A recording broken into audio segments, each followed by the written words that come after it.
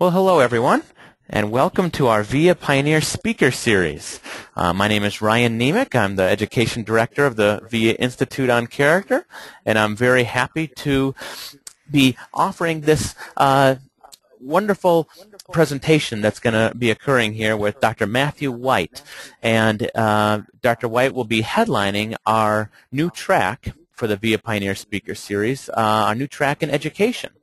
And as many of you who have been following this series know, we feature the leading practitioners in the world who are really paving the way in the work with character strengths in their respective fields. And so before I say a little bit about Dr. White, I thought I would just kind of share briefly about a couple things that are going on here at VIA. And so this slide sort of does a bit of a summary here, where we have a number of different VIA reports that people can purchase for a more detailed analysis of their character strengths. So we have our VIA Consumer Report for the general public. We have a report that was geared for practitioners called the VIA Pro Report. And then we have a brand new report called the VIA Team Report, which is for consultants who work with organizations and want to look at the strengths of teams and how the strengths cluster together and how consultants can work better to improve team functioning, to increase engagement and productivity. And then, of course, as many of you know, there's a number of different workshops that VIA puts forth, and our next one coming up is actually the VIA Team Workshop, and that's hosted by Dr. Neil Mayerson. So you can learn more about these reports or the various VIA workshops that we offer at the website there, www.viapros.org. Okay, so without further ado, I'm really honored and pleased to be able to introduce Dr. Mathew White. And many of you know and have heard of Dr. White through his really innovative work in Australia at the Geelong Grammar School. He really helped to make this sort of a Geelong Grammar School known around the world, actually, where he was the head of positive education at Geelong Grammar School and infusing positive psychology and positive psychology research and practice into the school, and was really leading the way in positive education. And others of you might know Dr. White through his innovative work in Teach for Australia, which is an initiative with the Australian government funded through the Smarter Schools National Partnership, and that's to confront educational disadvantages in Australia. And others of you might know Dr. White through his great scholarship. He's a wonderful presenter, so he's presented at many international conferences. He's a frequent writer of book chapters and peer-reviewed articles and so forth. But most recently, Dr. White is the Director of Wellbeing and Positive Education at St. Peter's College in Adelaide, Australia, and has been doing a lot of innovative work at St. Peter's, and so he'll be presenting on some of that today here, and just speaking to his learnings on applying character strengths and positive psychology into the school system. So I'm very happy to have Dr. White here. And a final note, let me say to all of you, please feel free, if you have any questions for Dr. White, just email me directly, and my email is ryan@viacharacter.org. ryan@viacharacter.org, and we'll do the best we can to pass those questions on to Mathew White. So without further ado, Dr. White. Thank you, Ryan, for that very warm introduction. And it's really great to be able to talk to participants on this webinar through the VIA Institute. I'm a great supporter of the VIA Institute and what the Institute have been doing for the last few years. And it gives me great pleasure to be able to talk about some of the innovations that I've lucky enough to be involved with. And Ryan mentioned 3 of them in particular. And talk to, in particular, how one can infuse character strengths and positive psychology in true traditional change frameworks in education. And in order to do that, I've pulled together a PowerPoint presentation. And so the format for this, as Ryan mentioned, is that I have a presentation which I'll deliver, but also throughout, please, as you're online, email Ryan or text him your questions. And I've encouraged Ryan to interrupt me as we're progressing if you want a point of clarification or you're really interested in one of the core areas. So without further ado, we might start, and I'll just flick to the second slide on this presentation at this stage. So it really actually, to put into context what I'd really like to do with you, is actually really there are three fundamental things that I would like to talk about. And they're really actually starting with the initiative that I'm working at the moment, which is as Director of Wellbeing and Positive Education at St Peter's College, Adelaide in South Australia. I encourage you to visit the school's website. It's just Google St Peter's College, Adelaide, and it will come up. We are sharing so much of our learnings online. Every presentation that we do is available there. There are recordings there. And I encourage people who are calling in for this conference call to have a look at the extensive resources that we've got up there as well. And out of that learning, really, there are three core things that I'd really like to touch on in the context of using character strengths and being able to employ character strengths with young people and also with staff in schools as well. And they are, I'd like to really compare and contrast how traditional change has been tackled in educational institutions versus really actually positive models of change, and strengths are at the core of that positive model. The second thing I'd really like to investigate in quite a bit of depth is to how do we infuse these two approaches together to create change. And I'm going to give you the example case study of St Peter's College in Adelaide, which is leading the way globally in terms of establishing an evidence-based approach to strength-based interventions in schools. Thirdly, I'm also going to focus upon how can you actually really map this against your own personal framework that you might have in your organization or in your educational system. We're all accountable to various types of frameworks in education, and so the third part of what I'm going to talk about is how do you map those strengths against performance indicators right across the school. So really actually they're the three big goals that I'd like to focus upon for this actual presentation. So to do this, what I'd like to do is I just want to start off with, in the third slide here, is really actually what are these traditional approaches to change? How do we actually go about change traditionally? So if I reflect on the great experiences I've had in leading change as a leader and the challenges that are faced with that, I've been lucky enough to work in really diverse situations. I've worked in schools that are over 165 years old, have a deep tradition like St Peter's College here in Adelaide. I've worked in a startup institution, not-for-profit at Teach for Australia, had a culture which we were inventing right from the beginning, except we were actually engaging with a really traditional framework, which was the traditional educational framework in Australia. And also when I was at Geelong Grammar and spearheading the project there for positive education, that was a different culture as well. It was a full boarding school, 150 years old. And so if I reflect on those three institutions that I've been involved with and leading those change projects and the particular challenges that I've had personally as a leader, what I've found is that across those three diverse situations, really established cultures and really also brand new startup cultures, is that there are forces of traditional approaches to change which are really substantial. They tend to be deficit-oriented. It's hunting for what's going wrong in the organization. It's finding evidence in error detection, gap analysis, meeting the unmet needs of the organization. It's hunting out the root cause of what is actually going wrong. And so when we look, for example, in educational circumstances, teachers sometimes are actually particularly quite good at highlighting all of the things that are wrong with the system within which they serve. They're actually sometimes quite intuitively very good at being able to talk about what's right with the children that they're serving, but when we look at whole systems change, that's actually quite a different experience.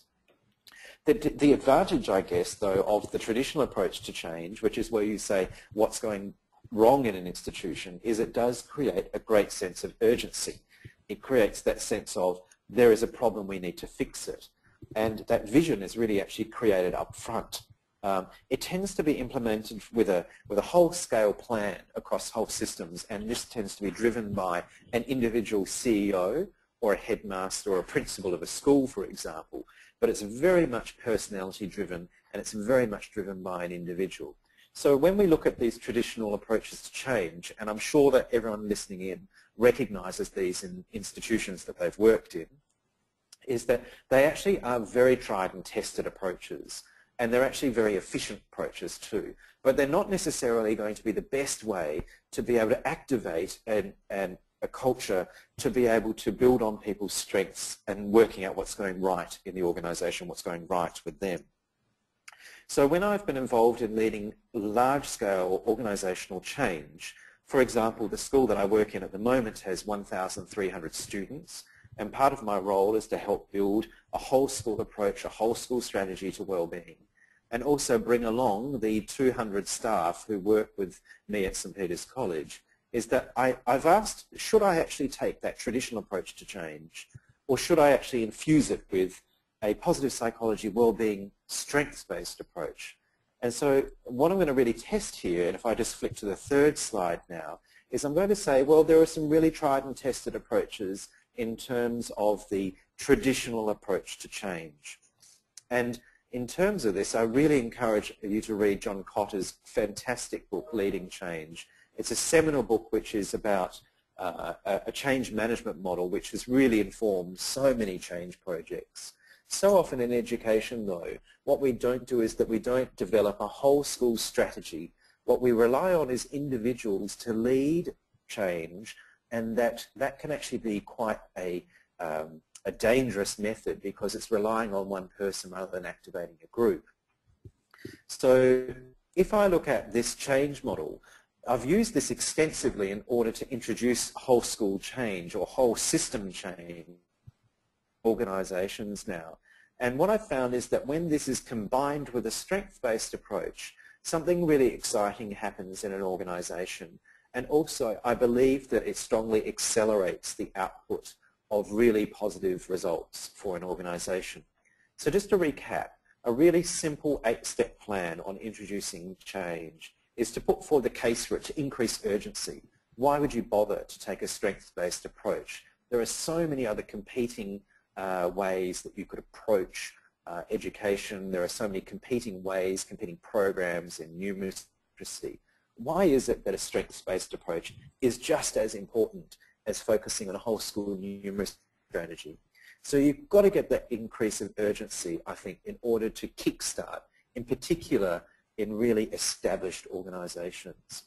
So if I think of my own context that I've worked in the last few years, these institutions have been quite remarkable. They've had 150 plus years of doing things really well. And if you want to move an organization from a good position to a really great position in the marketplace, one of the critical things then is to increase that sense of urgency. Why would you bother? The second thing is to really make sure you have that guiding team. And to be able to unlock that, I think, in organizational change across education, it's absolutely essential to ensure that what we do is that we are engaging the leaders on that strengths-based journey. So when I mean leaders, I mean the actual senior leadership of an educational institution. So I'm very fortunate in that I work alongside as a member of a senior leadership team of 9 at St. Peter's College, and all of the senior leaders on that executive team have been through strengths-based assessment, completed 360-degree their colleagues, that they've actually been through a really systematic approach to understanding what their own strengths are and their own learning styles in relationship to being able to lead change effectively. Thirdly, Kotter argues that we need to get the vision right.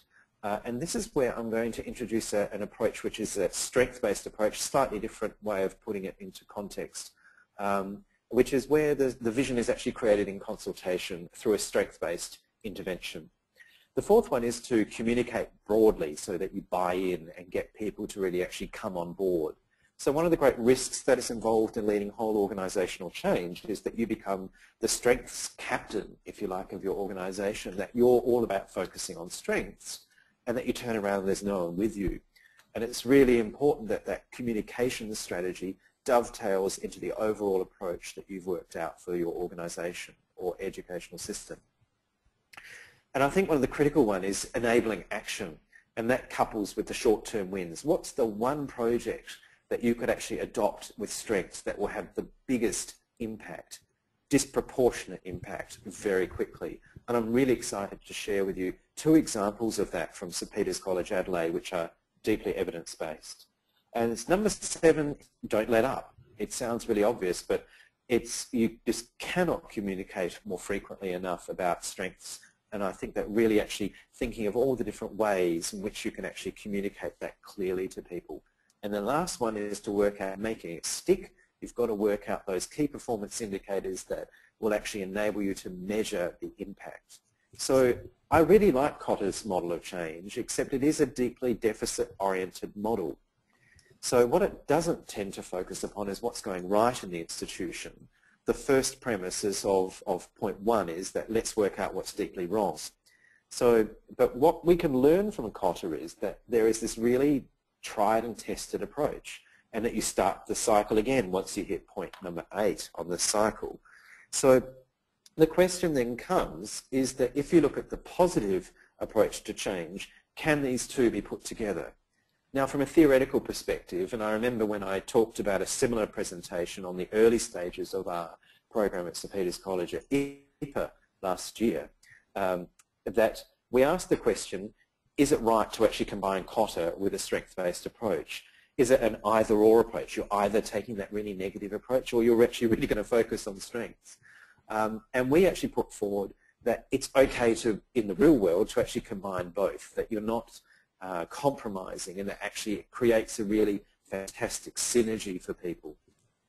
I'm going to now turn to the positive approaches to change. So if I just flick to the next slide here, the question then becomes, okay then, let's flip it. What does it look like? So the positive approach to change, I think, is really actually quite a different paradigm. It's an appreciative approach. It's about asking questions. It's about seeking and finding out about character strengths of individuals and groups. It's about focusing upon what's going right in the organization. And it's that understanding that if you really actually focus upon the positive core, that you're going to be able to unlock the greater strengths of the whole community. What's the result of that? Is activating energy. And I've got some beautiful examples from the case study at St Peter's College, Adelaide, to be able to highlight how that activating energy has really spread throughout the whole organization at a staff and also at a student level. And the next one, which is really important, is that the vision unfolds. It's not hard and fast like under Kotter, where the vision is created up front by the executive team. That the vision unfolds, and it's an unfolding process which includes the employees, it includes other key stakeholders, it could be parents, it could be students, and that it's really actually an emergent approach. Now this really actually raises a really fundamental question, I think. And that is, when we are managing large systems, there's always the pressure then of how fast can change actually take place? What's the pace of change?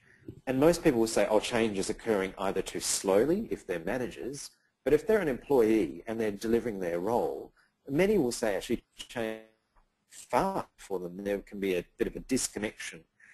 And so this leads to what method should you actually employ to be able to activate strengths and really sustain the whole school system. And so in my last few roles, I've really actually struggled with this question. And I was very fortunate to be introduced to the work of David Cooper-Ryder. And I'm just going to the next slide now here. And David Cooper-Ryder is one of the absolute key names in terms of positive organizational scholarship. And David Cooper-Ryder has invented an approach, a wide-scale approach to introducing whole organizational change from a positive lens. In its purest form, Cooper-Ryder's model actually does not incorporate Kotter, which I mentioned on slide 4. And the question is here is that what Cooper-Ryder asks is that if you ask the right questions, and this is the first bubble, you elevate and you extend the inquiry across the whole organization as they seek to be bound together by the same vision and mission.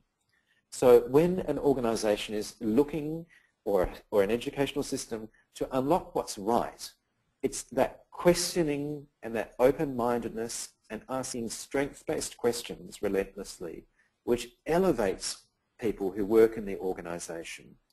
The second bubble, as you can see, is called fusion of strength from Cooper-Ryder's model. This is really actually critical, where character strengths actually come into their own, and that it gives the organization the opportunity to unlock the strengths of all employees and be able to help achieve the mission and vision. I'm going to share with you 2 examples of that which have been really successful at St Peter's College Adelaide in engaging the whole of the staff population and also student population. Thirdly, the third bubble is that the result of that fusion of strength is that there's an activating energy that is unleashed across the organization. And when you think about it, it really actually makes a lot of sense. If you talk about what's going right in an organization, if you focus upon what's going well and you really polish that up, people are going to feel energized. They're going to feel like they're making a contribution. Whereas if you focus upon the risk-oriented all of the time conversation, that can be quite disabling. Now, I'm as much of a pragmatist as I am lucky enough to be working in the academic sphere as well. So I like to think of myself as a research practitioner. So reading the research, but also how does one apply it in the real world? And so the question that came up for me and the team that I work with is, can you actually approach Cooper-Ryder's model and also Kotter's and combine it together, which I've captured in this next slide, where what I've done is I've overlaid here the 2 of the models together. And you can see from this slide is that, is it possible to take the 8 steps of Kotter and then apply that across the board with Cooper-Ryder's model too? Are we actually, do we have to have an either-or method here? And what we've found in practice at St Peter's College is that this is a really desirable approach, because what it does is that the steps 1 to 8 are deeply familiar to people who have been working in institutions that are really well established. So the question then becomes, how do you take a school that's 165 years old, like where I work at the moment, and how do you slightly align the institution based on a strengths-based approach where you're introducing some concepts that will have substantial change? And so my question is, can you use these 2 models together? And I think the answer is most certainly you can, and you can have great results, which I'm going to share with you now. So what does it actually look like when you do this? And if we go to the next slide, I've captured this in a really simple slide here, which is where, if you look at St Peter's College as our example, you can see that across the top of this graph, our vision at St Peter's College is to be a world-class school where boys flourish. We're an all-boys school. That's where we're aiming to get. You'll notice that down the other side of the axis it says our mission is to provide an education that brings out the best in every boy.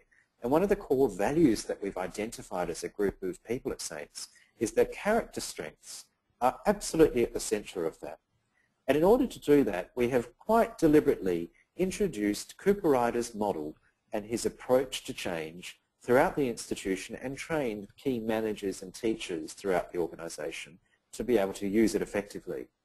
So that what we're doing is that we're starting on a journey of discovery, we're designing the vision together, we're dreaming it together, and then we're delivering it. And you can see that there's an upward spiral effect. And so what's really interesting in change and leading change from a strengths-based approach is that it is not linear. So as much as we would like change to be lockstep and linear and really neat and be able to measure it, in the real applied world, change is really actually a circular motion.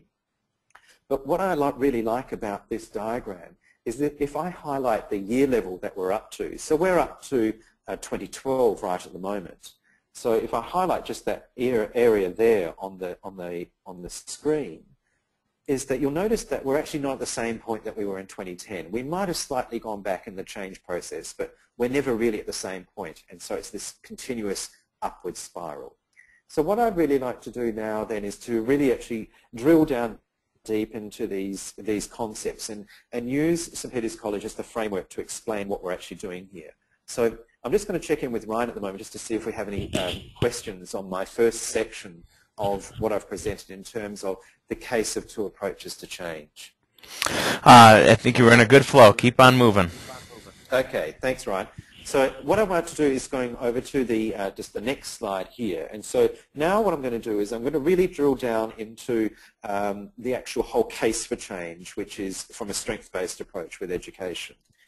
Harvard University have just recently created a new scientific council on the developing child. They have fantastic resources, and if you're interested in this area, I encourage you to really actually sign up for their newsletters. And recently, the Scientific Council on the Developing Child has highlighted the following point. If we really want to build a strong platform for healthy development and effective learning, then we must pay as much attention to children's well-being and their emotional well-being and social capacities as we do their cognitive ability in academic schools. Now, when you think of what the Scientific Council from Harvard are putting forward there about promoting well-being and learning with children, and actually what actually happens in schools, there is something which does not really actually relate. So when we actually think of actually some of the high-stakes testing that occurs in schools for numeracy and literacy, the focus on competition rather than collaboration, we start to see that there is a disconnect between those people who are involved in education at the chalk face, and they will actually quite readily agree with this statement that well-being is absolutely fundamental to a child's development. Except what we seem to do is that we are being asked to deliver a structure for education or policies for education which are almost counterintuitive to the well-being of the child. And so there must be a way that we can develop a system which is not an either-or approach. So what we're asking really is, or saying is that, can we actually really develop well-being through learning? And one of the core fundamental ways of doing that is engaging children on their character strengths. So to be able to now really flesh this out, I'm going to ask really 4 foundational questions which are captured on this next slide here. So the 4 questions which I'm going to look at across the board of this presentation, and I think that they're just coming up on the screen now. As I see, they can come up all at once here, is what are really actually we talking about well-being? So is it really about strengths, or is it about more than that? Because when we talk about well-being and strengths with children and also with parents and educators, we need to be absolutely crystal clear about our definitions. Because what happens is that well-being in its definition really actually influences the way that that is operationalized in the workplace and in educational systems. So we need to have that clear understanding of it. The second one is, what are we aiming to actually achieve by adopting this? Why would you bother? What's the case? And then the next part is, what aspects of well-being is St. Peter's College going to focus upon? And I want to share these examples. And I've rather crudely put it this way, is how are you going to embed well-being or strengths into the DNA of your school or your educational system? So they're the 4 big points I'd really like to cover in the next 30 minutes or so with you, so that you've got this foundational approach. And then after that, what I'm going to do is I'm going to provide you with a case study of what we're doing at St. Peter's College in Adelaide to be able to highlight particular approaches to this theory of well-being, really.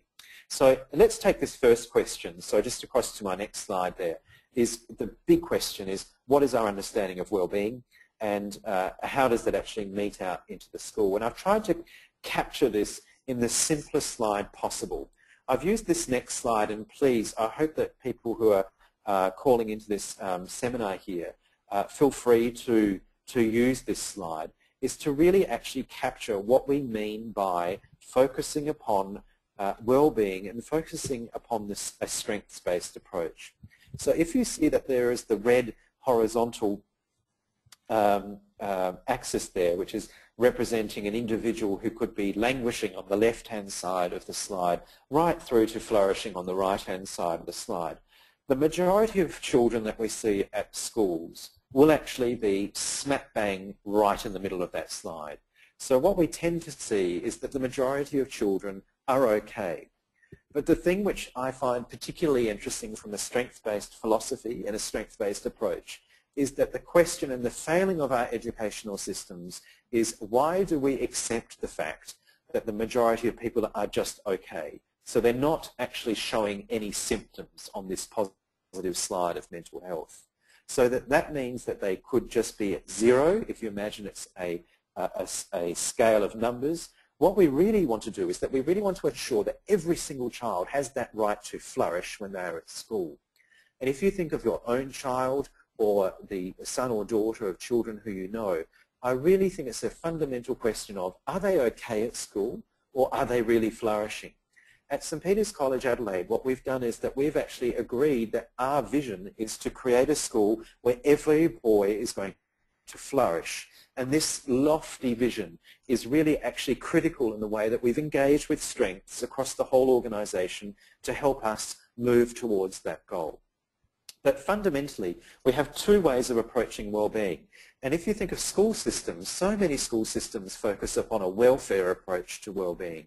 That is, that they tend to focus upon children as problems to be fixed rather than actually individuals to be cherished. And so what we want to do is that we want to move individuals who might be showing no symptoms to that right-hand side of the diagram there towards flourishing. And being able to do that, we've used positive psychology and also well-being perspectives to be able to really actually unlock some of these conversations across the whole school. I want to also recognize something very important here, though, is that positive psychology is about the whole spectrum of languishing right through to flourishing. So it's not just all about focusing upon the positive side in a really mindless way. It's actually also looking at very carefully at individuals who may be languishing and having the appropriate risk management strategies in order to help those individuals be able to cope at school and also to be able to engage more fully in the learning that they're undergoing. So to capture that in another slide, this actually slide was created by one of my students at the school, and what I asked him to do was I need to have a slide that captures the two sides of a strength-based approach to psychology and also the traditional psychological approach. And he came up with this really neat diagram for me here, which if you see it's a tree, and the trunk of the tree represents the study of psychology or human nature. And that traditional psychology has had a left-hand branch of the tree, which is a disease-based approach, which tends to be deficit-oriented, problem-focused, is reactive in approach. And change is really actually focused by centering in on those weaknesses that an individual might show. And that is the traditional approach to psychology. Now, we've learnt so much from that approach, and there is such amount of good and wonderful tools from that. But what is really exciting is that positive psychology, which is a heliotropic model, which is about growth, and hence we've used the image of the tree here, of the two branches of psychology, is that it's a growth-based approach that focuses on solutions. It's proactive rather than deeply reactive, and so that change is created by building upon that fundamental core of positive psychology of character strengths. So what I've tried to capture in this diagram here are the two ways that we view well-being through psychology at St. Peter's College in Adelaide, and also this deep approach. I want to stress here, though, that both must be employed, a little bit like the traditional approach to change and the appreciative approach to change, to have a really full approach to operationalizing well-being in an educational setting. I don't think it's either or. I think you need both. So what I'd like to do now then is to actually move to my next slide, is that people say to me when they come to St. Peter's College in Adelaide, so what is your well-being program at Saints? What is it? What does it look like? How do I know when I see it? Peter's College is that we have adopted Marty Seligman's PERMA theory, which he outlined in his seminal book Flourish, which he published last year. And I want to tell you about how we've managed to actually incorporate PERMA throughout the whole of the structure of the school. And what's very exciting is that we were going through a new phase in terms of understanding well-being at St. Peter's College last year. And during that time, Professor Seligman published Flourish, and we knew that there was a new theory coming out that was quite widely known in the positive psychology community, and that this was a unique opportunity to take an institution that was 165 years old and to be able to adopt some of the core principles from PERMA into the wellbeing model of the whole school. And so at the executive level of school, what we decided was that our wellbeing approach was going to adopt this new theory, that we would focus upon essentially 5 buckets of positive emotion, engagement in our community, relationships, meaning and accomplishment. And so when you actually come into Saints and you say to a member of staff, what is your wellbeing program? They are able to say, our wellbeing program is based upon the theoretical framework of PERMA by Professor Seligman.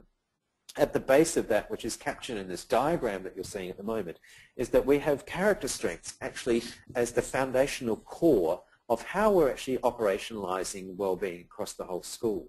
And you can see at the top there, the objective that we want to achieve is to achieve flourishing across the whole of the school. for every boy. So that includes the boy who is in the middle of the school, as well as those who are at the top end of the school. Really, actually, they're probably already flourishing, and those who might not be at the top end of that scale as well.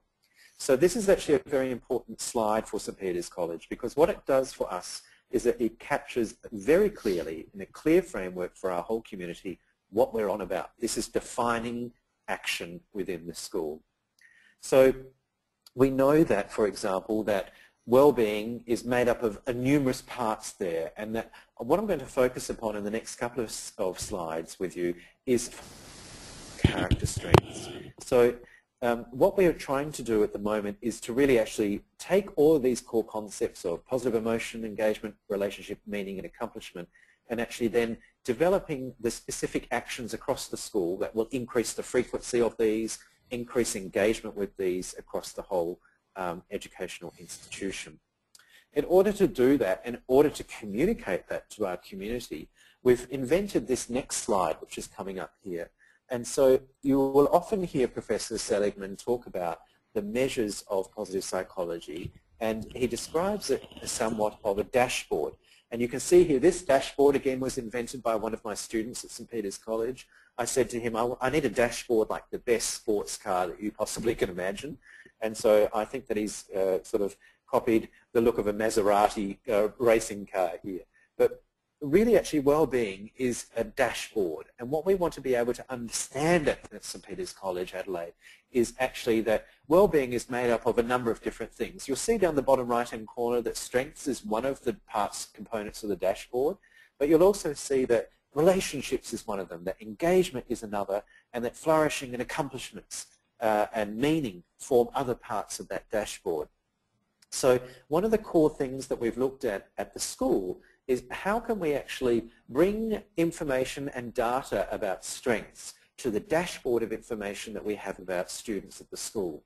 This then, combined with literacy and numeracy scores, creates a really powerful and important set of data that we can use to really actually help every single boy at the school do his very best and build that self-efficacy that's required to enable him to flourish.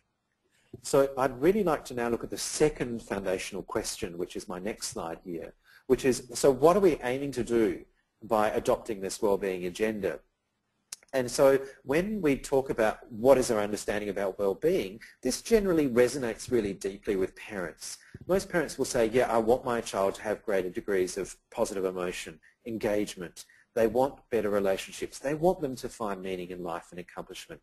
Except now what I'm really going to focus is, what are we aiming to do by doing this? If I go to the next slide, in the literature, it falls into two fundamental areas when looking at the wellbeing literature as a whole. If we look at the writers such as Professor Seligman and others, one of the fundamental points is that it's an antidote to depression. That by focusing upon a wellbeing strategy and a strength-based strategy, that you're going to be able to help to buffer individuals in mental health. And I'd really encourage callers to go to a website in Australia which is called ABC Television to watch an excellent program on youth suicide which was aired last night in Australia on the Four Corners program. I'll send that link through to Ryan to share with you, because it is an excellent link on youth suicide and the need for a proactive approach to really actually engaging in strengths in whole communities at risk as an antidote to depression. The second one is that it could be a vehicle to increase students' levels of life satisfaction. That is the rationale that once students actually understand and know what their strengths are, that they're able to navigate through the pathway of life more clearly and potentially take the road less travelled and be able to increase their levels of life satisfaction by matching their character strengths really deeply with what they actually end up doing for the rest of their life. For example, they might actually have the ambition to become for example, an accountant or a lawyer or a doctor, but that might not necessarily match what their character strengths are. And I think that that's a really important conversation to have with children, is to really actually see what do they really want to do with their life, how can they have the greatest level of difference, and character strengths can be one way to do that. The third one is to aid better thinking and learning. That we know that there must be a causal link between children who have high levels of well-being and functioning and the way that they engage with their learning. More recently in Australia, I'd like to point out the work of Lynn Yates and Lee Waters here, that it's also been seen as a way to promote social citizenship and really actually a global engagement actually across countries, and that strengths are seen as one of the core things here. So if I move now to the next slide, which is the third question which I'd like to investigate before we then look at some really practical case study examples, is what aspects of wellbeing is it best for a school to concentrate on? And I'm really actually going to focus on St. Peter's College here. And in my next slide here, I've tried to capture that when you look at the whole of well-being as a jigsaw puzzle, if I just put that slide up here, that jigsaw puzzle has so many different parts to it in the literature, and that there is so many different ways that you could focus upon that. And if I just click one more time, that another one will pop up there in terms of self-esteem as being there on the left-hand side. But there are so many ways to look at the sea of well-being. I think that really actually character strengths is one of the really actually wonderful ways into this conversation for so many institutions. I've also characterized here for you on this next slide here some of the key thinkers in terms of well-being and the key theoretical areas of what actually it really focuses upon. And each of these points that I've mentioned here, and this slide has been developed by one of my colleagues from the University of Melbourne, Professor Lee Waters, is that it focuses upon, through strengths, social emotional literacy. Through strengths, there is a conversation about citizenship. Strengths is one of the core aspects of emotional intelligence. Strengths is discussed again in academic literacy and buoyancy in schools and bounce back through difficulty. That strengths are focused upon relationships at schools and connectivity. That strengths are a key aspect to motivation engagement. And that strengths are an absolutely fundamental premise on the last dot point on the establishment of positive education. So if I move now to the next slide, which we have here, and this is now really based upon the work of myself and my colleague Lee Waters, again from the University of Melbourne, is how do we embed well-being across the whole DNA of a school system? So if you say, okay, then strengths and well-being are really critical for my school approach, the fundamental question is, how do you actually operationalize that so it's not just an isolated pocket of practice? And in order to illustrate this, I'm going to go to my next slide, which is actually going to summarize essentially St. Peter's College, Adelaide. So as I said earlier, please hop onto Google at the end of this conference call and Google St. Peter's College, Adelaide. You'll be able to go to our website and get a great sense of what the school's about. I'm going to use this as the case study to illustrate the last stages of this presentation. So we are an Episcopalian school. It's known as the Anglican tradition in Australia. We're a boarding and a day school. It's all boys. We have students from 3 years of age attending the school right through to 18. There are over 1,300 students at the school. We've been founded in 1847, and we have some very famous alumni who've come from this school in Adelaide who I'm sure have had a direct impact on your life. And just to illustrate that point, I just want to ask a quick question of I know a couple of people who are on this call now. So Ryan, are you there just for a moment? I am, Yeah, so just to illustrate the point, Ryan obviously is right on the other side of the world. I know that Kelly is in Cincinnati. Ryan, you're, I think, in the New York area as well. And so have you ever taken a course of penicillin in your life to treat an infection? No, I have not. I know that I was allergic to it as a young kid, so it must have been tested on me very young to find that out. Yeah, so this is actually a really interesting point, because do you know people who've taken penicillin, though, for a course of infections? Yeah, I don't hear about it very often anymore, but a while back, yeah. Yeah, and so the use of penicillin now is actually developed by a graduate of St. Peter's College in Adelaide. And so the wide-scale dissemination of that is the result of Howard Florey, who attended the school here in Adelaide in the 1930s, who went on to become the individual who won the Nobel Prize for working out how to stabilize penicillin and how to disseminate it widely. He's widely recognized as being one of the key contributors to global medicine. He's right up there in terms of his impact, like Jonas Salk, who developed the polio vaccine. another one of the Saints' old scholars who is in a similar sort of area is Professor Robin Warren, who developed the theory that stomach ulcers were not invented by stress, that they were invented actually by a stomach virus, and developed the vaccine that actually has had an impact on that. So what's really interesting is that the alumni from St. Peter's College have gone on to have global impact in ways that the founders of the school could not have possibly even begin to imagine. So if you just take for a moment to reflect with me on the character strengths that we're introducing across the school and being able to unlock that strategy with our students, we're not quite sure what it's actually going to unlock in the alumni of the future of this school. We're hoping that we've got the next Howard Florey, or we've got the next Robin Warren at the school, and that he might be able to understand his strengths in a really effective way and be able to have a really major global impact like Florey did on the development of penicillin. How are we doing that? If I just go to the next slide here, if I just to illustrate what the school looks like. This is one of our buildings at the school. We have blessed with beautiful grounds. It's incredible architecture that the boys are educated amongst. But what comes with this type of architecture is a lot of reasons why you shouldn't change. Traditional approaches, 165 years of approaching things, there are lots of reasons why you wouldn't change. So how have we done this is my next slide. And if I go to that, what I've done here is I've created here this diagram which actually operationalizes the specific approach that we have taken at St. Peter's to really actually drill down character strengths across the whole school. So we've looked at aspects of how does it fit into the curriculum, to the co-curricular world, that is everything that happens outside of the classroom in sports coaching.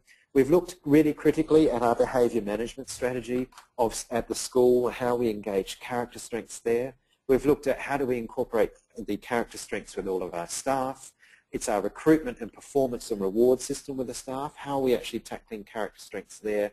And more importantly, how are we evaluating it? How do we know that we're actually having an impact there? And if I just click a couple of times here, what happens in this next section is that you can see what we're starting to develop here, and if I just do 3 more clicks, is that we have a whole system here which is engaging the whole educational system of the school across different ways, and the whole parent and body and also the whole community. So what I'm trying to really actually capture here for you is in your educational system as you engage character strengths, it's really vitally important that you have a multi-layered approach so that you can actually really actually enact change very quickly. If I go over to the next slide now, what are we trying to do by adopting that?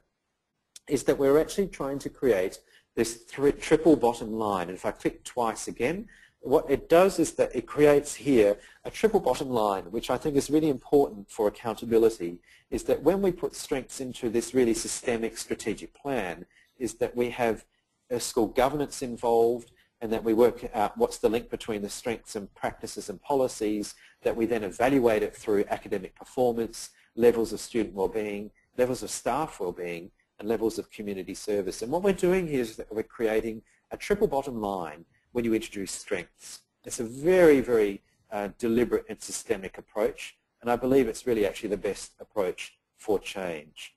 So what I want to do now is I'm going to give you some really simple examples for the case study for St. Peter's College, if I go to the next slide here. So having followed those examples is really actually what's the case study at St. Peter's College introducing PERMA and also character strengths. So if I just click a few times here, some of these key points will come up. That what we've done is that we have built PERMA and character strengths explicitly into the strategic direction of the whole school. And we've done this for 2011 through to 2014. And we've worked out what are the key performance indicators that we want to match with this. The second we've done is that we have conducted baseline evaluation and baseline survey measurement of character strengths and PERMA with all of our students at the school and all of the staff. And I'm going to share that data with you as well.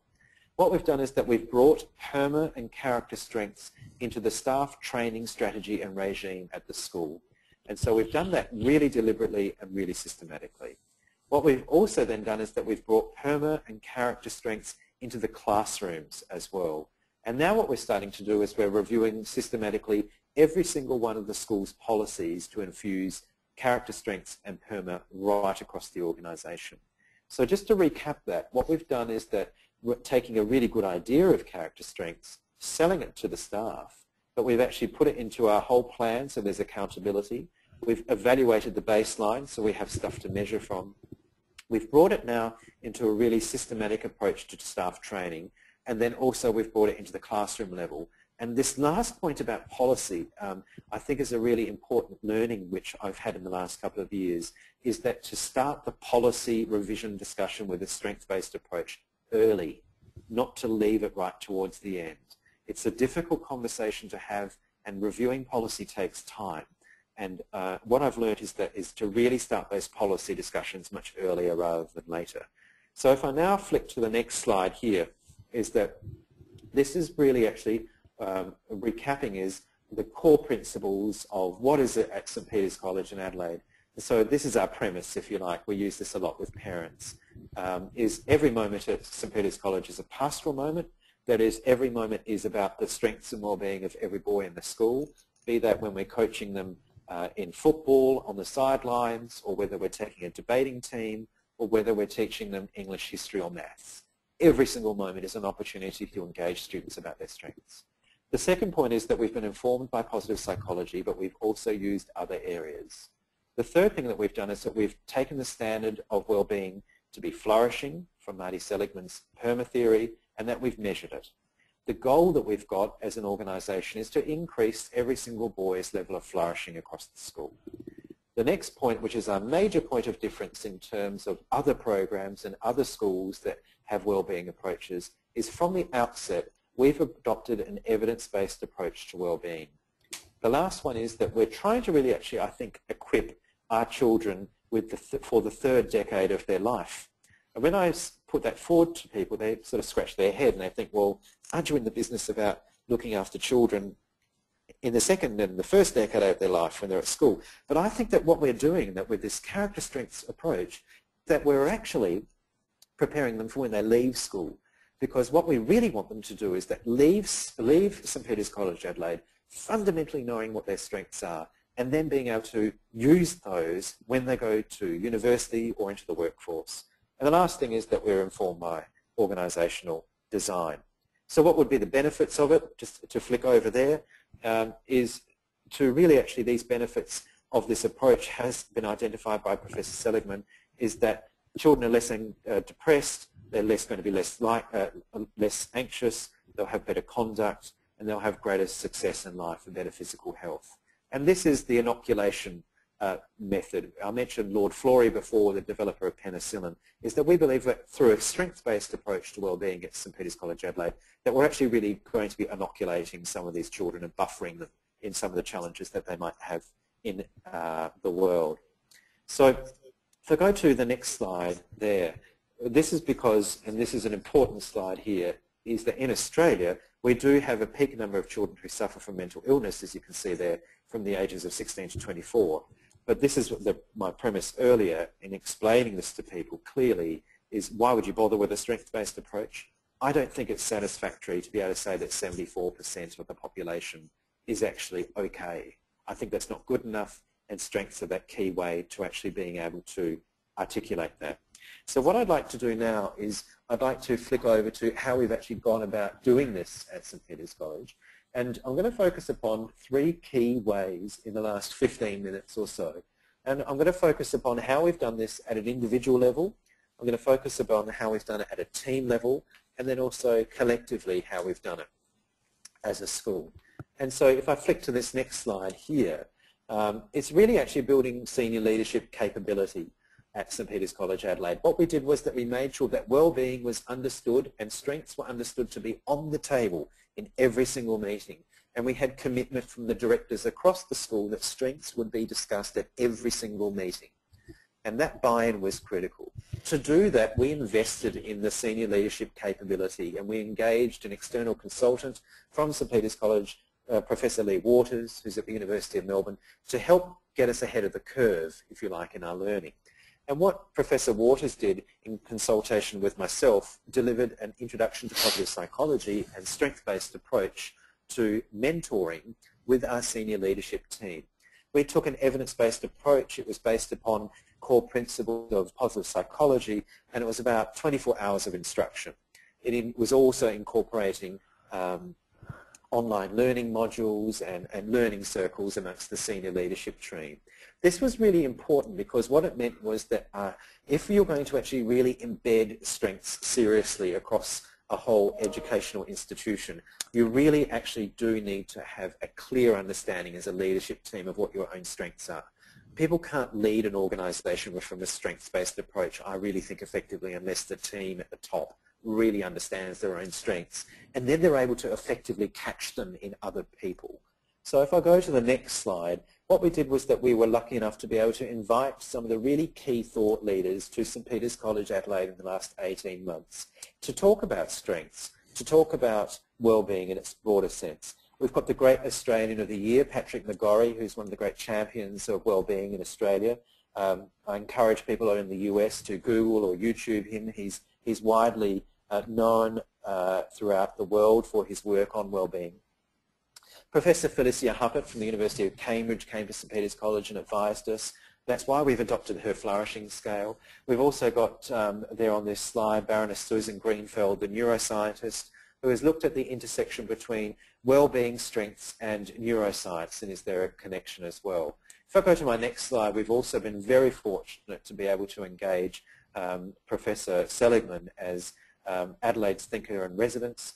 He'd been living at St Peter's College in Adelaide for a period of time in February and March in 2012. He consulted directly to St Peter's College Adelaide, but he also actually consulted to the state government in South Australia, who is now looking very seriously at creating a wellbeing state. We've also had opportunity to consult with Carol Dweck, Kim Cameron, and also James Pawlowski. So these people have helped us along our way in our journey. If I go to the next slide, what I'm going to focus upon now is how have we actually then embedded this into the team level. And this goes back to my original slide at the start of this presentation, and slide 2 and 3, which is about David Cooperrider's model for change. So how have we brought actually the whole team at St Peter's College along? If we flick to the next slide, what we've done is that we've actually adopted David Cooperrider's 4D model to be able to do this.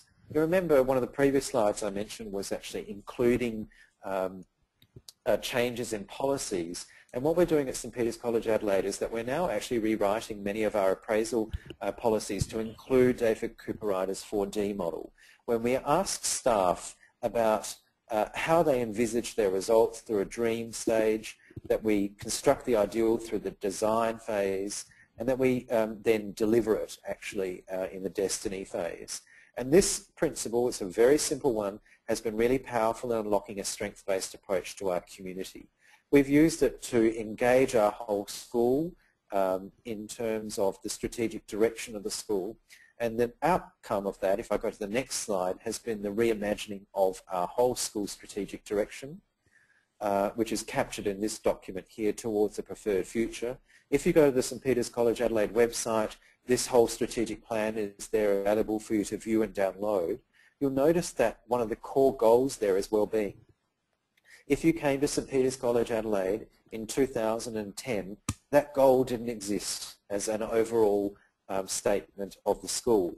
And so by adopting a strengths-based approach to change and actually engaging and listening in an appreciative model with our staff, that has now been able to be embedded within the strategic direction of our school.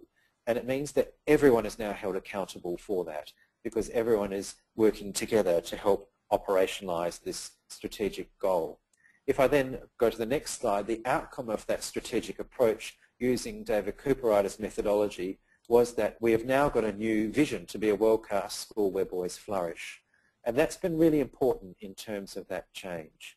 We've also used strengths-based approaches with our school teams, and I'm going to share some data with you now, and the impact of that data. What happens when we've used our strengths? So if I go to the next slide here, what we did was that we measured the impact of using character strengths through an appreciative inquiry summit with the school. This paper is available widely online if you Google the reference to it down the bottom there. And what we did was that we measured the impact upon employees at St Peter's College of what actually happens when you use a character strengths approach. And this is what we found. If you look at the next slide here, we had a jump in job satisfaction, which is a pretty impressive peak here. So we actually had quite high job satisfaction And then what happened was that after we employed a character strength-based approach, we asked students using the traditional job satisfaction scale, which is widely used in organisational psychology, how satisfied they were with their work. And you can see that there was quite a substantial jump. If I go to the next slide, we also asked them, once they started to use their character strengths, that across the board we see that they believed that their organisational virtues changed. And this is Kim Camlin's scale of organisational virtues. As you can see on the left-hand side of the scale, it asks questions like St. Peter's College is a compassionate culture, or St. Peter's College is a trusting culture, St. Peter's College is a grateful culture, or a caring culture. And what we found is that by using a strength-based approach, as indicated by the red columns, that there has been a shift in the satisfaction of employees at the school across the board. Interestingly, we've noticed that actually there has been there wasn't much change in terms of creating a culture which was essentially grateful and also caring. And so that's particular areas that we've been looking at as an organisation critically. So my next slide that I'm going to now go to is really actually, well, how have we measured it? And this has been a really major collective project. So how have we gone about measuring the well-being and also the character strengths of the school? And this has been a huge consultative project. So if I go to the next slide, we've actually then paired up with academics from the University of Pennsylvania and also Melbourne Graduate School of Education to create a baseline measurement strategy for St. Peter's College. This is to measure the well-being of all of the staff, but also all the students of the school. And pivotal to this have been measuring the character strengths of individuals across the school.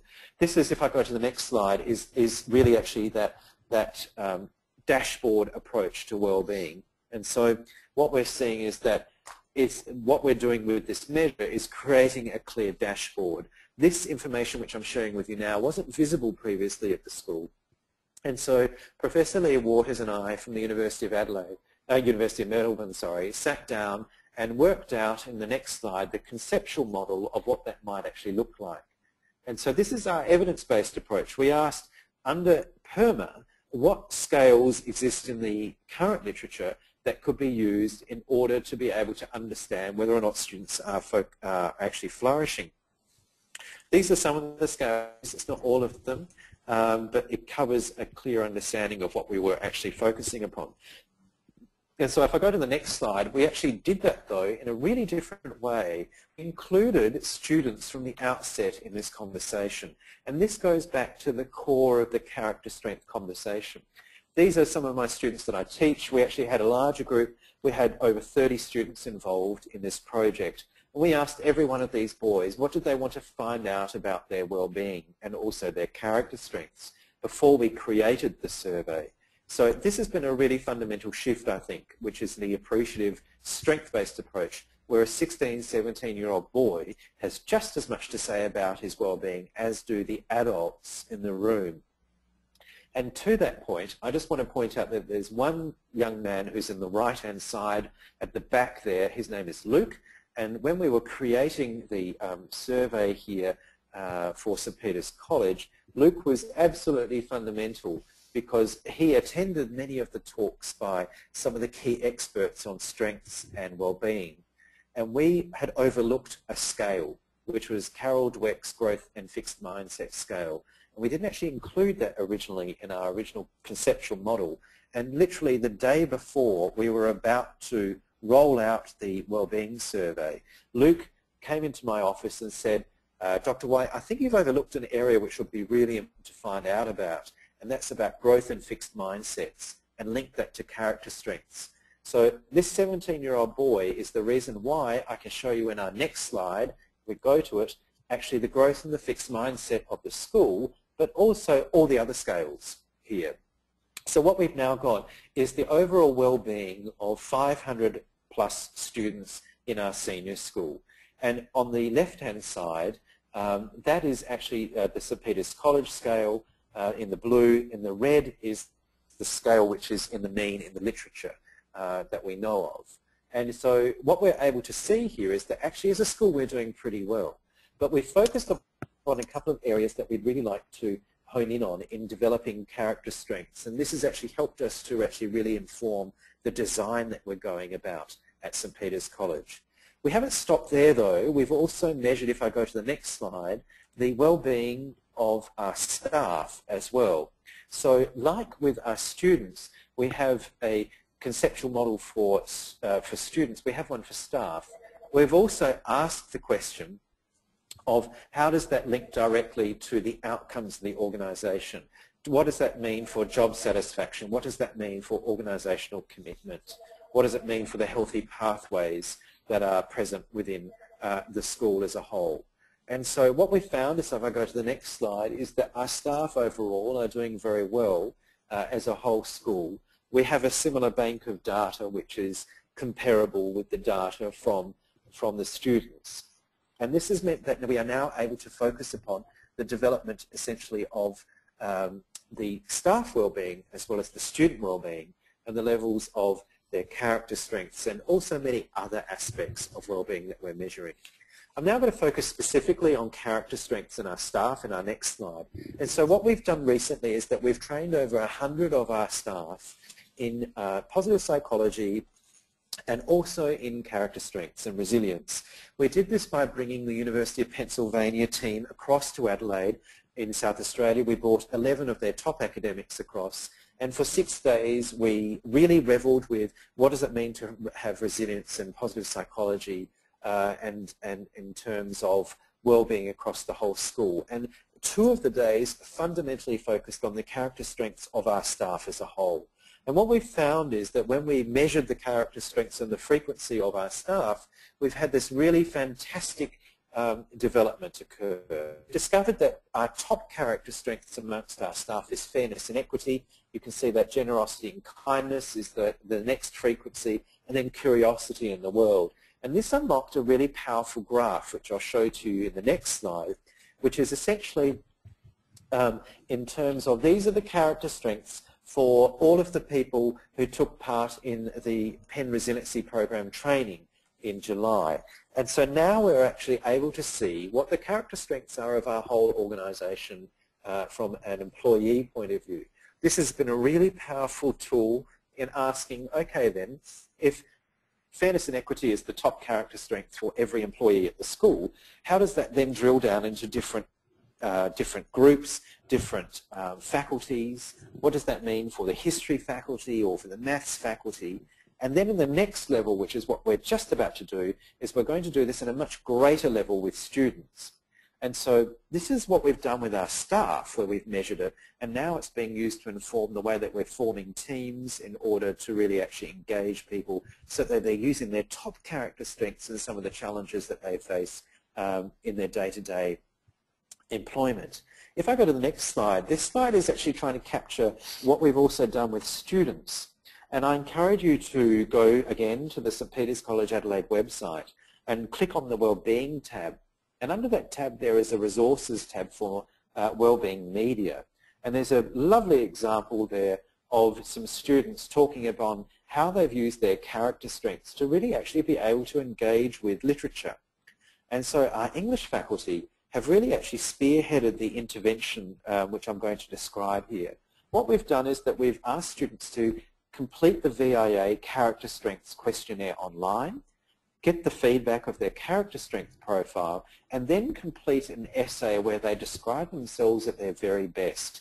So what we're deeply trying to do is ask students to engage with themselves first and their own character strengths. And then what we do is that we then have a discussion about character in many of the plays that you can see up here on the screen here. Many of you will recognise some fairly traditional plays here, Oedipus Rex by Sophocles or King Lear, an Australian text, David Malouf's Fly Away Peter, or Franz Kafka's Metamorphosis. We've also looked at poetry by Gerald Manley Hopkins and Chekhov's The Cherry Orchard. And what we've asked students to do is something quite different. Is traditionally when teaching literature we would say, what are the character strengths of King Lear? Or what are the character strengths of Gregor in Metamorphosis? And what we've done in this method is that we've asked students to reflect on their own character strengths first, write an essay about that, and then consider the character strengths of individuals within the text that they have studied. And we've started to see that there is actually a causal link between the capacity for a student to be able to really clearly engage in how characters articulate their thoughts and feelings and the effect of that on the reader, and that what they are able to do now is where previously they could talk about, say, 3 or 4 key strengths that King Lear might have, is that they're now able to talk about 24 character strengths that King Lear might have, and those also very difficult characters within the novel in terms of his daughters Cordelia, Goneril and Regan. The impact on that has been quite substantial from the quality of student writing, because what it has enabled children to do is to have access to the language and the vocabulary of strengths and see that there's a direct link between the character strengths of individuals in a novel or in a play and in their own life. And at the end of the day, I think that's actually one of the core objectives about why we teach literature, is that we want people to read and be deeply moved by character. But what the VIA Institute Character Strength Questionnaire is enabling them to do is it's giving them another level of scaffolding that bridges the link between their own lives and their own capacity to reflect, and then upon the reflection of the students' engagement with the literature that they're studying. You can see there at the top right-hand side, we held a series of focus groups with students in literature and strengths, and it really prompted some really very powerful reflection in order to actually do that. This pilot was very successful for us, and I wanted to share another pilot with you as I wrap up. So if I go to the next slide here, which is how are we now actually taking these ideas and distributing them more widely. To do that, we've engaged the services of the University of Pennsylvania to help articulate that. And if I go to the next slide, what we've done is that we've targeted pretty deliberately a distributed model of training. So what we wanted was that we wanted a distributed level of people across the whole school to understand their own strengths, just as we've done with these students in classes, and also the strengths of others. And you can see there that what we've done is that we've taken a core group of 100 in the first phase of our training model, and then we've broken it up across property and maintenance. These are people who work on tending the grounds at St. Peter's College, their secretarial support staff, as well as teaching staff in junior school and senior school. Now what we've done by doing that is that we've created this distributed model. And so it means that from this model, we've gone from pockets of practice where groups of people are talking about strengths to it now being a really large number. And if I go to the next slide, this is a really nice, neat visual for you. These are the number of people who now all deeply what their character strengths who are working with the children at St. Peter's College, Adelaide. We have over 100 of them there in this photograph. They understand what their top character strengths are. They understand how their teams are operating in character strengths. And this is actually now going to really enable us to really drill down into my next slide, which is where we're going to focus upon 3 core year levels in the next 6 months. We're going to focus upon Year 7, which are 11-year-olds, Year 8, which is 12-year-olds, and Year 10 boys who are 15-year-olds. We're going to do this by the delivery of positive education classes. In these positive education classes, we're going to offer a number of different levels of discussion about strengths.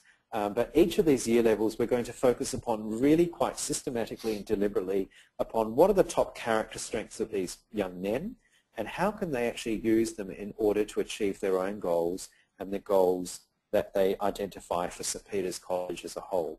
If I go to my next slide, this actually then is summarized by actually the deliberate face-to-face classes that we're going to be delivering. You'll see that we've actually adopted some evidence-based approach programs, an Australian program called Bounce Back, which has a beautiful suite of examples of strength-based approaches, and also one from University of East London. The Penn Resiliency program, which has a whole suite on character strengths, and the Strathaven Positive Psychology program, which has a core aspect of strengths as well. And to do that, what we're going to do is that we're going to focus on the next slide, is we're going to focus on 6 core concepts. You'll see that one of the concepts in the bottom of that diagram is the strengths of character. And I want to share with you one other example as we round off this presentation, is that what we have done is that we've taken character strengths, and at the beginning of this presentation I said to you, okay, when you're in a change project, you've got to work out what aspect of school life or educational life where I can introduce character strengths and know that it will have the greatest level of impact very quickly to get that early win-win. And what we did at St. Peter's College was that we looked at all sorts of areas. I gave you an example of English literature where it's been explored extensively, but what I really wanted to do was to really actually know that I was going to be having the greatest impact upon the introduction of strengths with students right across the board. And then we realized that sport at the school was actually going to be that key vehicle.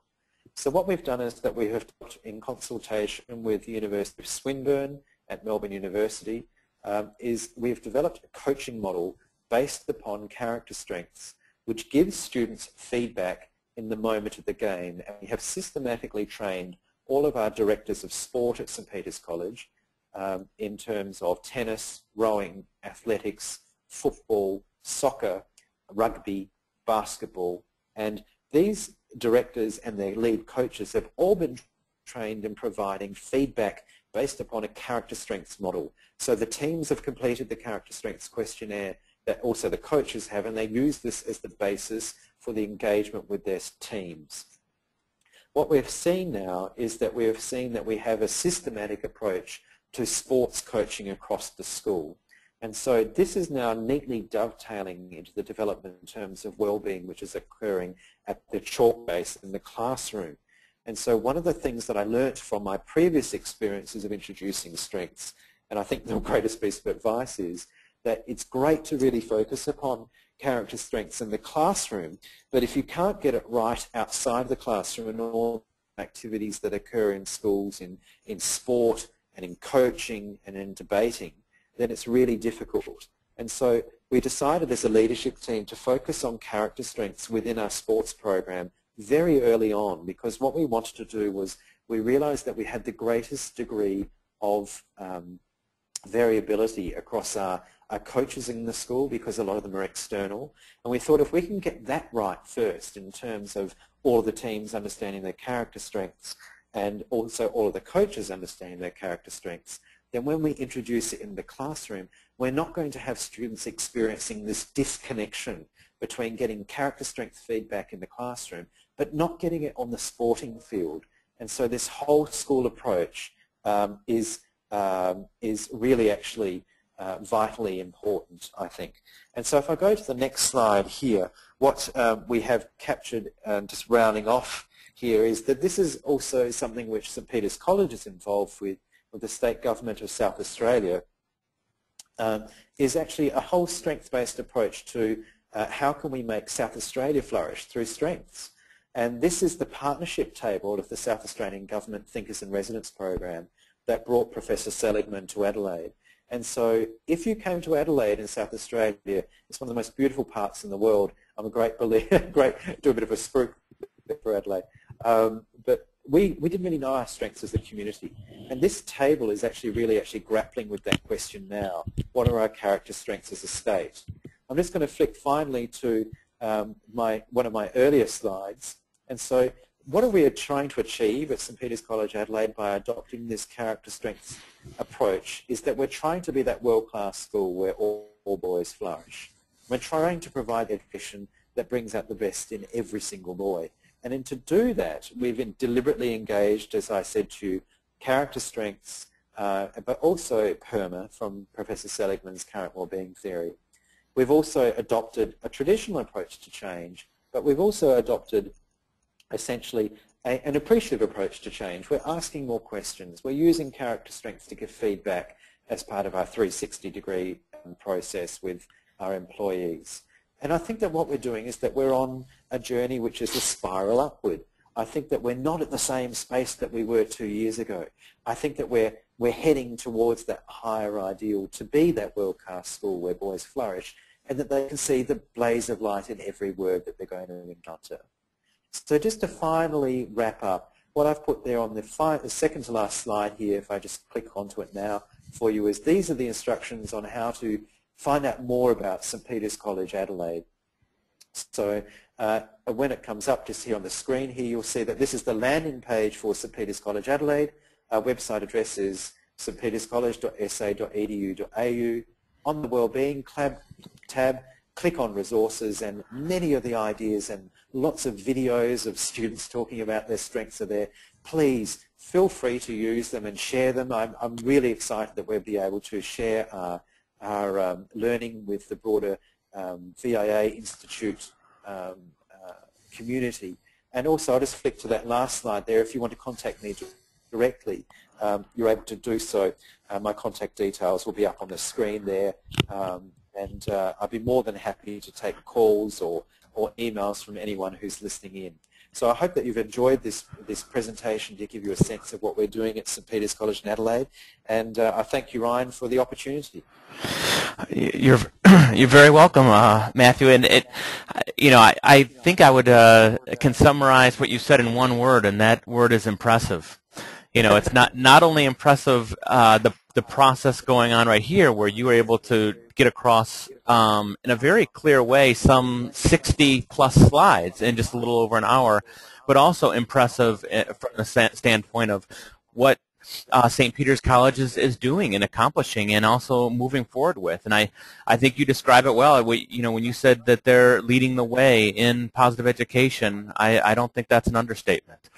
So we're so appreciative for the time you've taken. And do you want to take a couple questions? I know you have a hard stop in just a few minutes.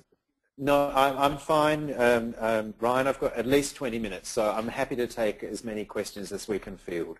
Okay. Well, maybe just a couple here. There's a few different questions. Some came in more specific, more general. So maybe diving into a couple specific questions first. And so this has to do with staff resistance. And so how do you handle staff resistance from a positive education, positive psychology, character strength standpoint? Since the approach here is working with the system as a whole, there's always going to be some instructors that maybe resist that or struggle with it, or that are just so deficit-based minded and just really struggle with getting onto the sort of a more of a strength-based approach, or even what the benefits are of that. And so after doing kind of initial articulating and discussing and then engaging them in exercises, what do you do if the person continues to resist? What's your approach? I think that's a really great question, and it's one that I've actually been asked before. And I guess that anyone leading change, it's how do you actually engage the resistor in organisational change. If I answer it by actually referring back to one of my very early slides, is that when we've introduced this change project at St Peter's College, we've been very careful and strategic in our intent.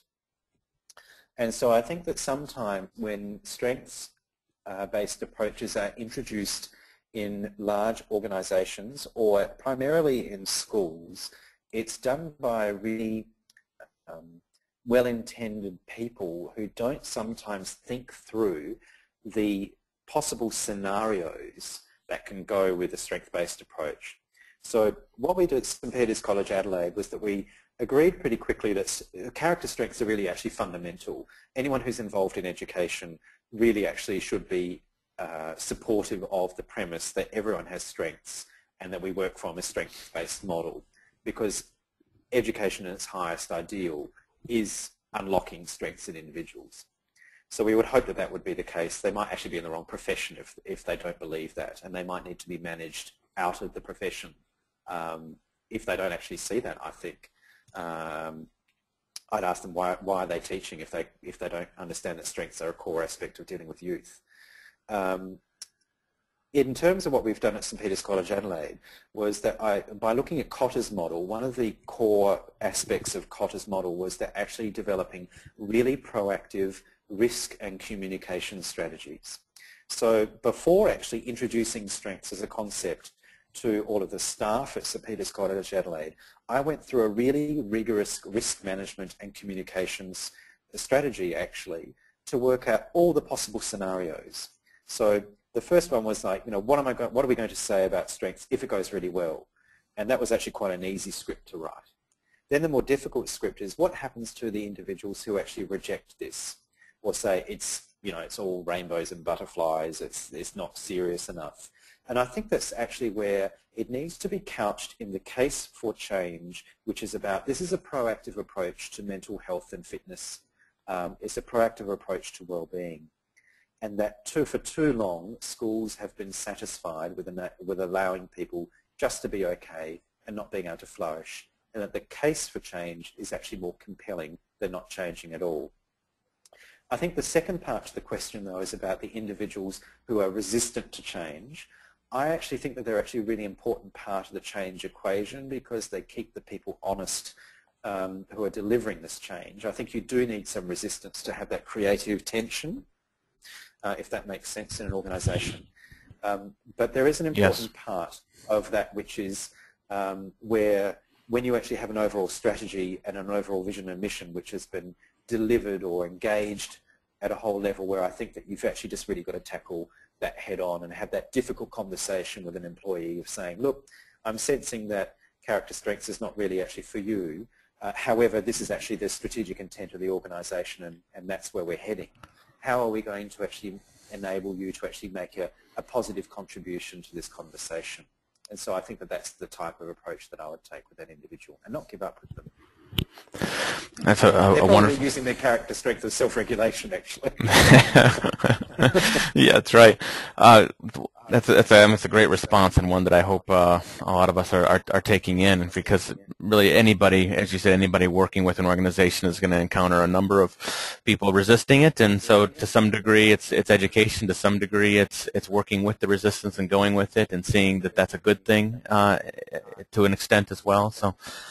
Yeah, and I think also if I reflect there for a moment, Brian, on my own practice, so for example, my character strengths are love of learning, creativity, zest and perseverance, honesty, and also, I've said perseverance, zest.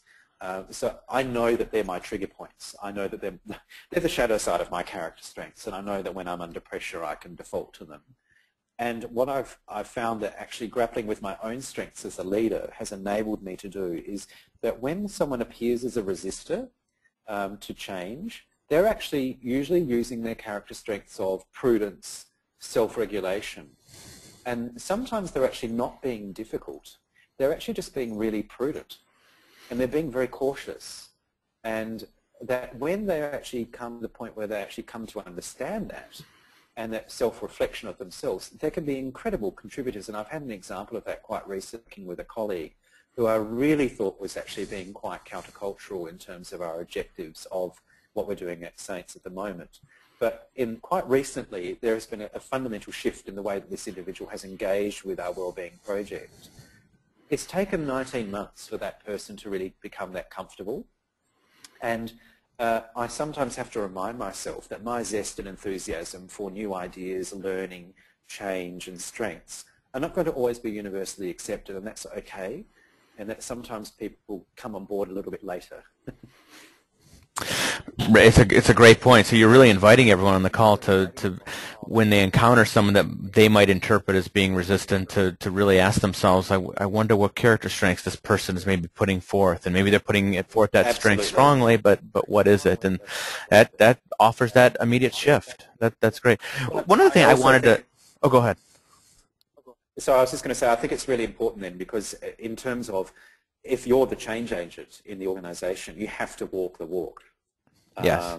And so you need to actually be flexible enough in your own authentic leadership to be able to think, oh, okay, what's the other individual going through as well from a strength-based approach. Right. That's a great point. One of the slides that I was struck by quite a bit was the slide when you're going into the example of using character strengths with the English literature class, and the slide where King Lear and Kafka and all these wonderful authors are up, and I liked how you put that it's not just about what are the character strengths of King Lear. Now, what's interesting is that right there, what are the character strengths of King Lear, character strengths of Gregor and the Metamorphosis or whoever, that's an advancement for a lot of people. A lot of people, don't even do that, where they bring character No, strengths exactly. into the teaching language. So that is sort of almost like a step one, or sort of an advancement from the vast majority. But you all take it then a step beyond that, and you bring it personally right to the students. I mean, I was just so impressed by that, bringing it and having the student explore their own signature strengths, writing an essay about it, really getting clear on it, and then bringing it to the novel or the poetry in question, and then wonderful outcomes happen. You're saying they then are aware of all 24 of the strengths, and it just expands the language, right? Yeah, and so I think what we're seeing is that, you use Barb Fredrickson's term, we're broadening and building Yes. Children's capacity to be able to engage with themselves, but also with the literature. And I'm actually an English literature teacher by training, and so for me, this is actually really, really fundamental, and I think this is why I really loved strengths so early on in the introduction with wellbeing and positive psychology principles. Now, do you find that you bring that to other courses as well? Like, do you find ways to do it, like to mathematics and to science? And so, I'll give you a couple of other examples. So, I mean, literature is actually probably the easy vehicle in particular with very young children. I mean, if you think of the fairy tales and stories that you might read to your own children, or it's such an easy way in to talk to children about the strengths, and then just turn to them and say, what strengths do you have in comparison to, Harry Potter in the novel, or something like that. If you think of it, though, in terms of mathematics, I use mathematics because sometimes it's not an easy fit, and people think, oh, how can you talk about character strengths there? I think there are two really actually fundamental ways to talk about strengths, and that is, in particular with students who struggle with mathematics, is how can they use their character strengths of perseverance, bravery, creativity to be able to actually continuously re-engage with something that they might find really challenging. So a couple of our mathematics teachers have quite deliberately changed the way that they use the feedback that they give to students, in particular in context of the praise that they give the children, so that they use really actually praise which is focusing upon rewarding perseverance, bravery, a love of learning and creativity, so that the students realize that they can see a connection between their own character strengths and the perseverance that they might need in order to achieve in maths. And another way, actually, is actually through teaching the history of maths. Maths teachers have incredible opportunities to talk about these fantastic mathematicians along the way, like Pythagoras and many others, and talk about, well, hang on a minute, Pythagoras must have had character strengths. And they look into the history. I know that in our 13 and 14-year-old children, some of our